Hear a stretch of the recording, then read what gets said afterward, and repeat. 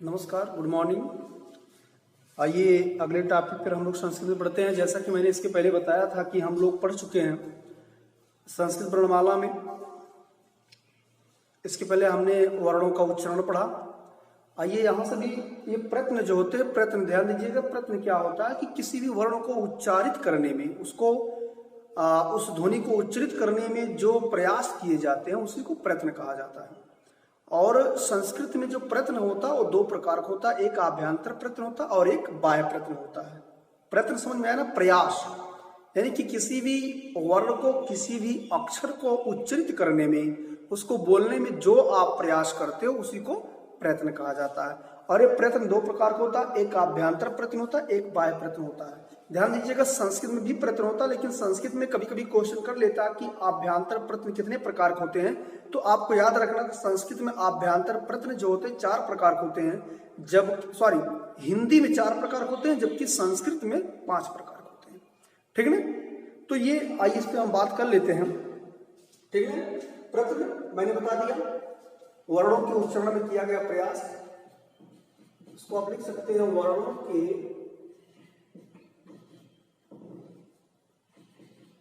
के उच्चारण में किया गया प्रयास। तो ये प्रयत्न कहलाता। प्रयत्न दो प्रकार होते हैं, एक आभ्यंतर होता है, एक बाह्य प्रयत्न होता है। जो आभ्यंतर प्रयत्न होता है ये वर्णों के उच्चारण से पहले किया जाता है, और जो बाह्य प्रयत्न होता है ये वर्णों के उच्चारण के बाद जो प्रयास किए जाते हैं। ठीक है, तो आभ्यंतर प्रयत्न ये देखिए, मैंने बता दिया कि संस्कृत में 5 प्रकार के, लेकिन अगर आप हिंदी में इसको लिखते हैं, हिंदी में याद रखिएगा, हिंदी में 4 प्रकार के होते हैं। संस्कृत में 5 प्रकार के और हिंदी में 4 प्रकार के। क्या क्या है? स्पर्श, ठीक है ना? इसको हम लोग स्पृष्ट भी बोलते हैं, स्पृष्ट।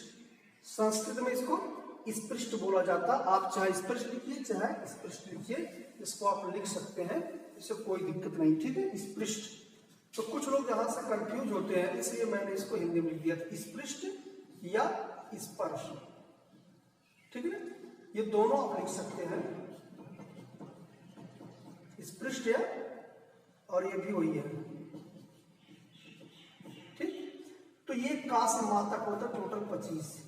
ठीक है, स्पृष्ट ये सभी जो होते हैं, यानी कि जितना का से मा तक जो होता है ये सारे स्पृष्ट व्यंजन होते हैं।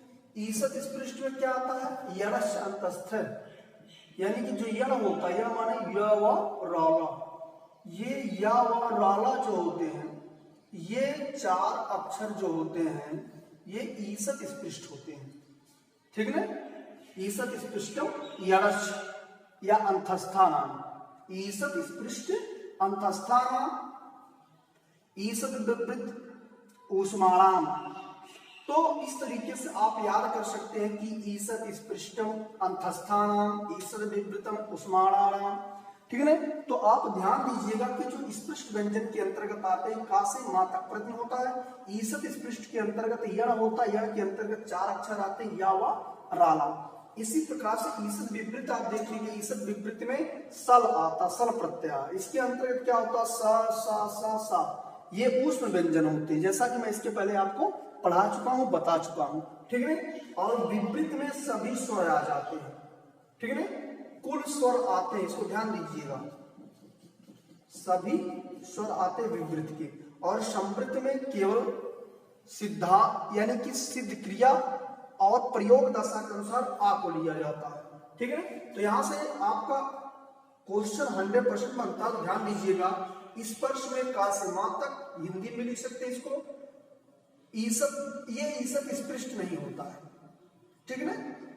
ये विपरीत आ जाता है, ईसत विपरीत। ये संस्कृत हिंदी में नहीं होता है। अगर हिंदी में आप इसको करेंगे, हिंदी में आपको ये नहीं मिलता। ठीक है, तो इसको ध्यान दीजिएगा।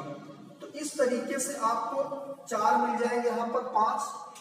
ईसत स्पृष्ट हो गया का से मा तक, ईसत स्पृष्ट हो गया या वा राला, ईसत विपरीत हो गया सा सा सा, उसके बाद विपरीत में आता सभी स्वर, और संवृत में आते हैं आ।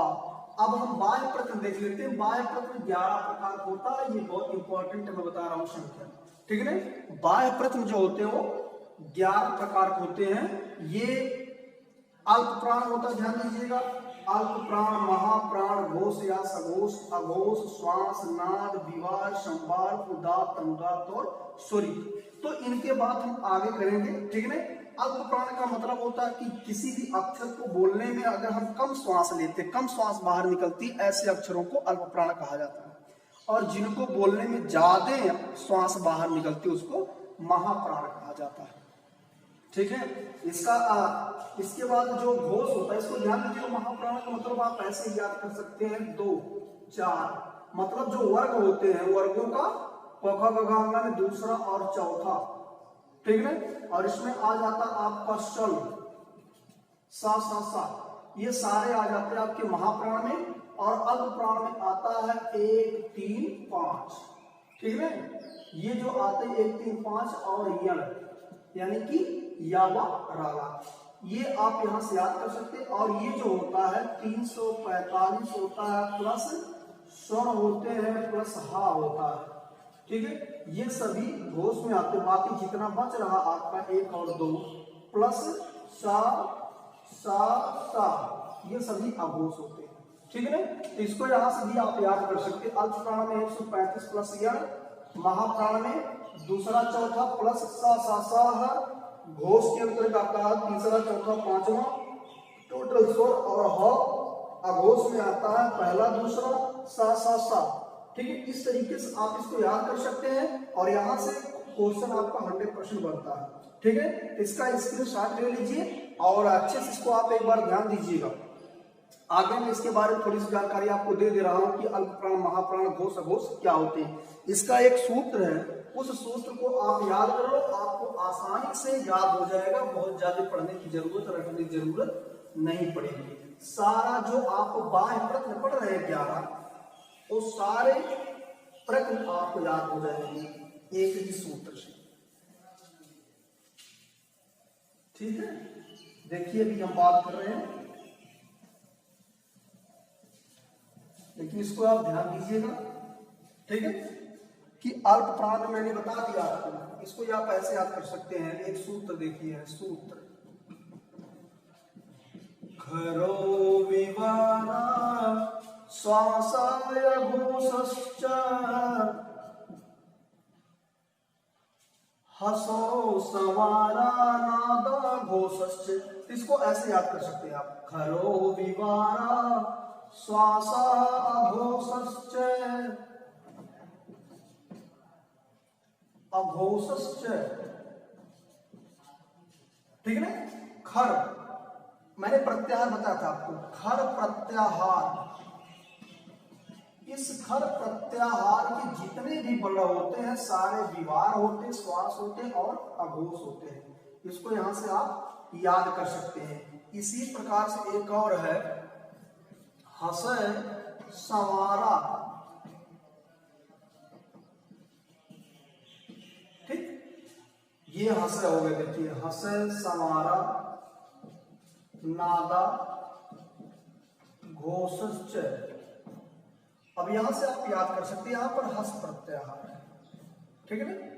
ये हस प्रत्याहार से आप ले सकते हैं, ठीक है, इसमें आ जाते हैं। तो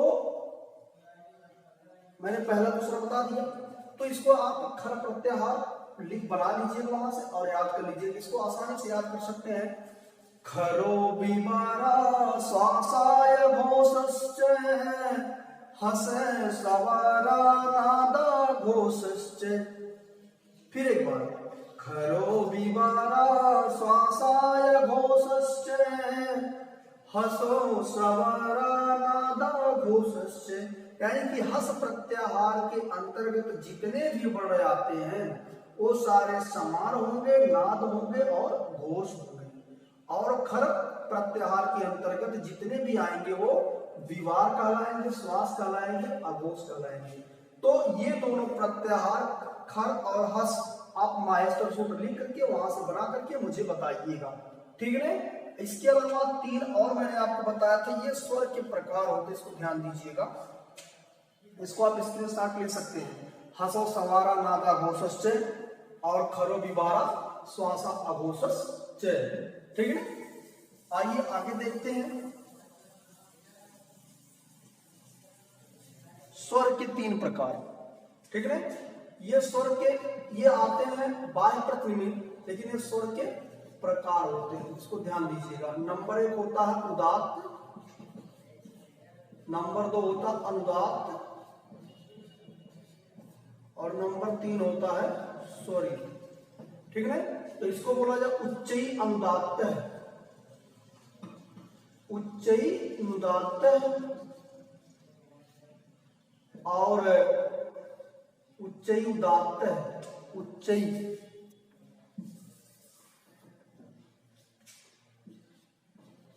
उच्चई उदात्त, नीचई अनुदात्त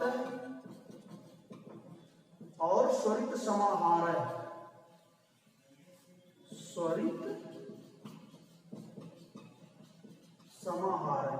यानी कि जब हम स्वरों को ऊंचे से बोलते हैं तो उसको उदात्त कहा जाता है, और जब उसी को नीचे से बोलते हैं उसको अनुदात्त कहा जाता है, और जब समांतर में बोलते हैं उसको स्वरित कहा जाता है।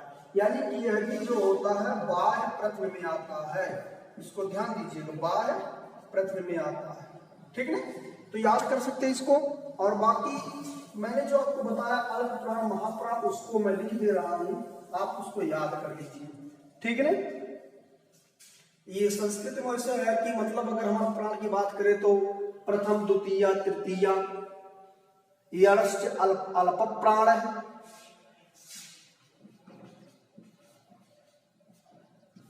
अल्प प्राण। तो यहां पर लिखेंगे आप प्रथम द्वितीय तृतीय, यश्च अल्प प्राण, यानी कि पहला, दूसरा और तीसरा प्लस या वा राला, ये सभी आते हैं। पांचवा होगा, तृतीय नहीं, ठीक है।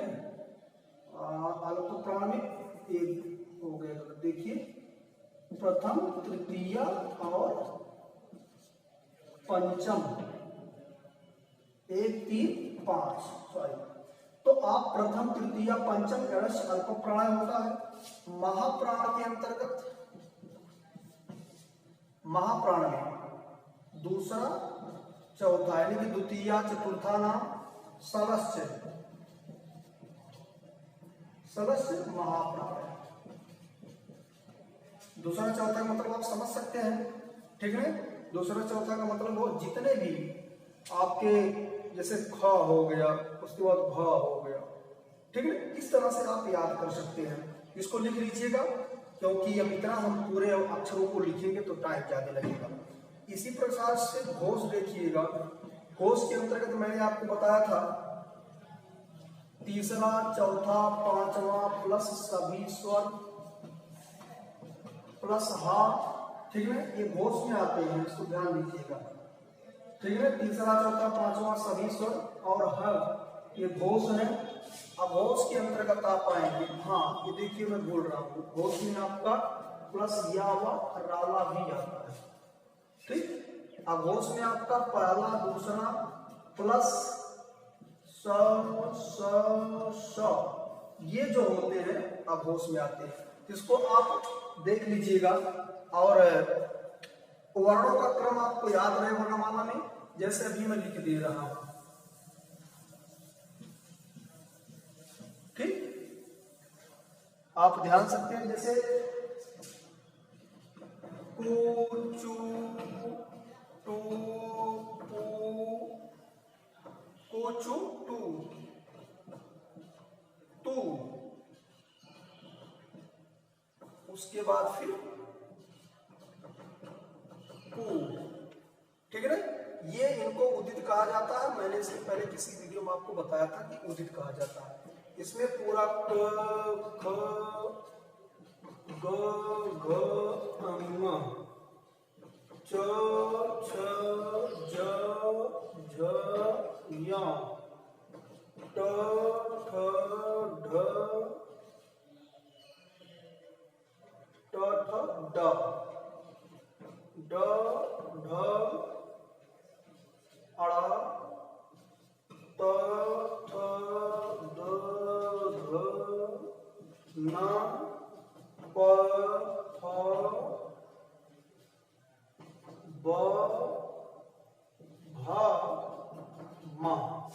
अब यहाँ देख सकते हैं ये आपका पहला हो गया, दूसरा हो गया, तीसरा हो गया, चौथा हो गया, पांचवा। तो अब तो आप समझ गए होंगे, ठीक है, इसमें पहला दूसरा तीसरा कौन है। तो यहाँ से आप इसको याद कर सकते हैं, कंफर्म कर लीजिए। जैसे आप ABCD पढ़ते होंगे, जब रीजनिंग पढ़ते होंगे उसमें ABCD का क्रम आपको याद होगा, उसी प्रकार से ये आपके जो 25 अक्षर है का से लेकर के पू तक, यानी कुछ तो पूत, ये पूरा आप इनका क्रम याद कर लीजिएगा, ठीक है। तो इसके बाद हम कुछ इससे संबंधित और चीजें जो कुछ छोटी छोटी हैं, ठीक है, जैसे अनुसार किसको कहते हैं, विसर्ग किसको कहते हैं, आयोगवाह कितने होते हैं, ठीक है, ये सब की जानकारी हम अगले वीडियो में आपको देंगे। चलिए इसी में बात कर लेते हैं, ठीक है, थोड़ा सा टाइम है, अभी हम इसी में आपको बात कर ले रहे हैं, ठीक है। तो बहुत सारी चीजें बताने के लिए और समय कम है, लेकिन थोड़ी थोड़ी सी चीजें हम लोग धीरे धीरे पढ़ते रहेंगे, क्योंकि बहुत ज्यादा वीडियो बना देने से आप भी पढ़ नहीं पाएंगे, ठीक है। तो जरूरी है कि थोड़ा थोड़ा पढ़िए और उसको लर्न करिए, और अगर अच्छा लगता आप इसको तो शेयर, सब्सक्राइब और कमेंट बना लिया करिए, ठीक है। Thank you.